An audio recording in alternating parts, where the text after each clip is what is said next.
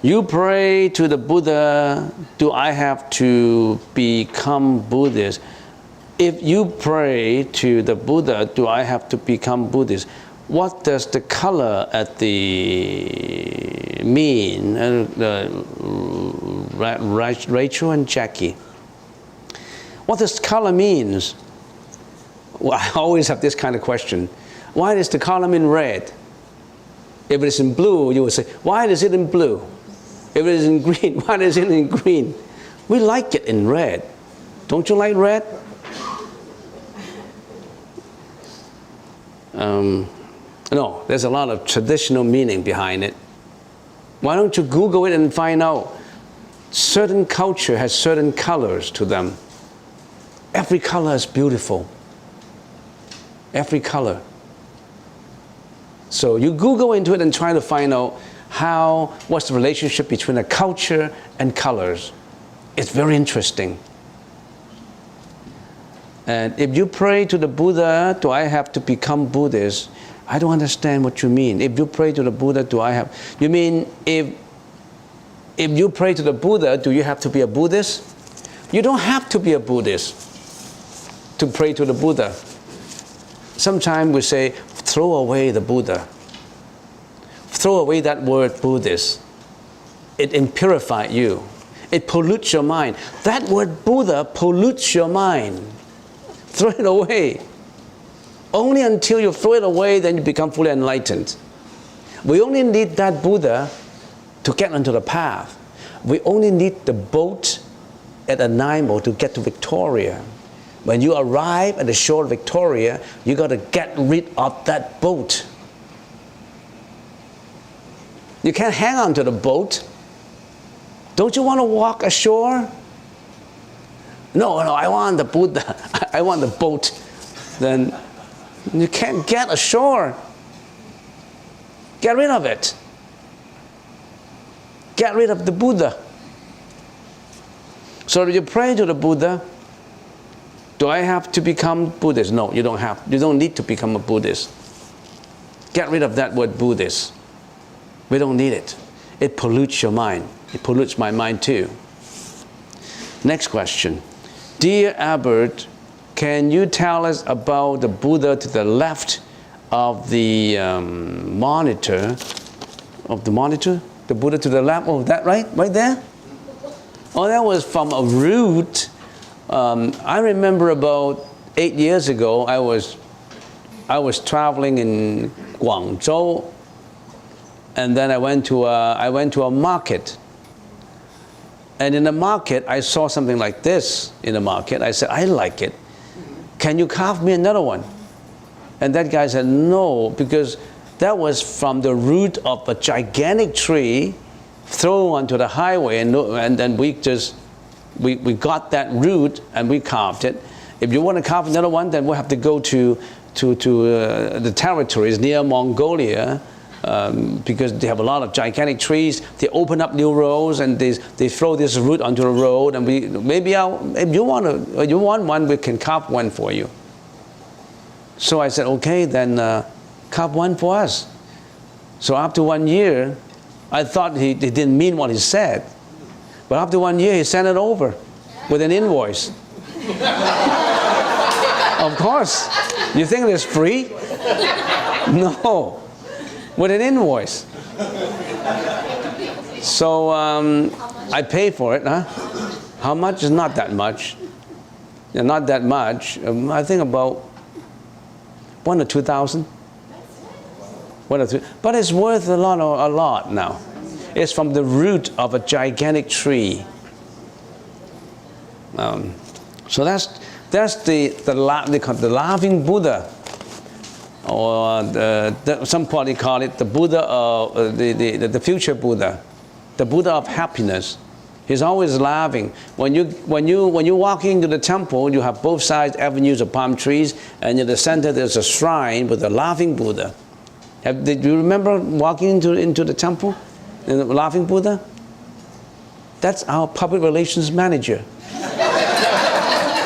Oh, of course, he's laughing, smiling to everybody. He never raises his eyebrow with anger. He always welcomes you. It's a welcoming smile. How can you not welcome anybody if you're standing right at the entrance? When you're standing right at the entrance of the shop, do you have to extend your smile to customers? So that's our public relations manager. And he has been a public relations manager for centuries. Almost in every temple, every Chinese temple, they've got this public relations manager. Here's one in here. Yeah. No, I'm not kidding you. Public relations is important. Next question. Venerable, could you please explain how a person can be successful in business and build good karma? What is the key intention? Good question. I was a business major, and I still remember about 3 years ago I gave a course right at the meditation hall, a full-day course for 16 professors from famous universities in China. Simon Fraser organized this together with Certified Management Accountant Association. 16 professors came over, and I gave a course on how do you apply Buddhism to management. And there's so many, Buddhism can be applied, even almost every aspect of Buddhism can be applied to management. So, but I can't just talk about everything, so I use the 6 parameters to talk about business. You know the 6 parameters? You know parameters? Paramita means carrying you from one place to another, from a place of confusion to a place of enlightenment. That's paramita. So there's 6 methods to carry you from confusion to enlightenment. So I use this for the course, 6 parameters. The first one is charity. The second one is morality. The third one is forbearance or endurance. The fifth one is diligence. The fourth one is diligence. The fifth one is concentration. The sixth is wisdom. You need these 6 parameters to be enlightened according to the Buddhist teaching. How do we apply charity to commerce, to business? Charity.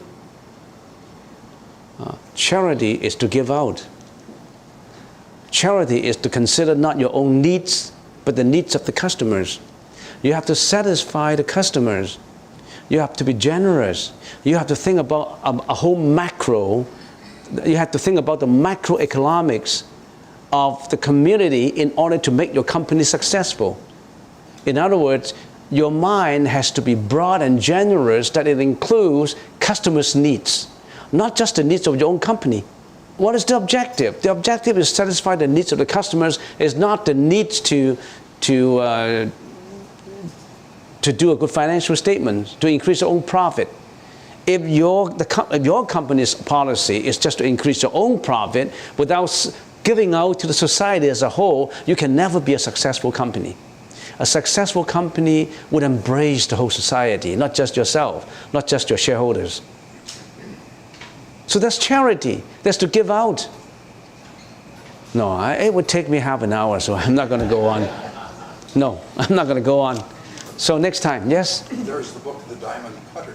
Yeah. About the monk who gave up his robes. Yeah. Started a diamond business in New York City.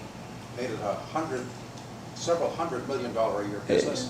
Gave it up, put his robes back on, and went back to his practice. Yes. Read that book, Diamond Cutter.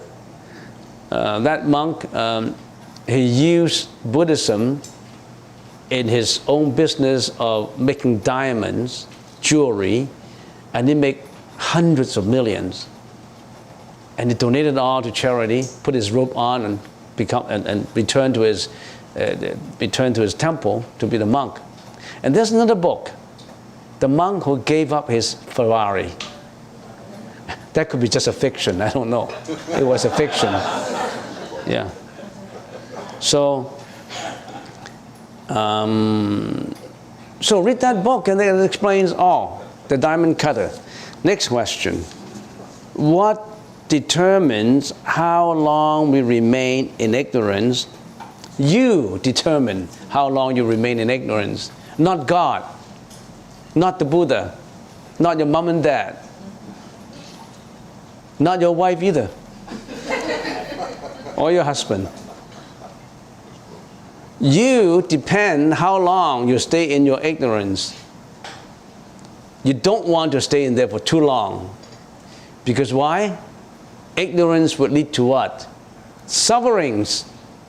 Do you want to suffer? Do you know that this is a world of sufferings? And some people say, no, this is not. I feel happy. I'm happy. Now you may be happy. What about tomorrow?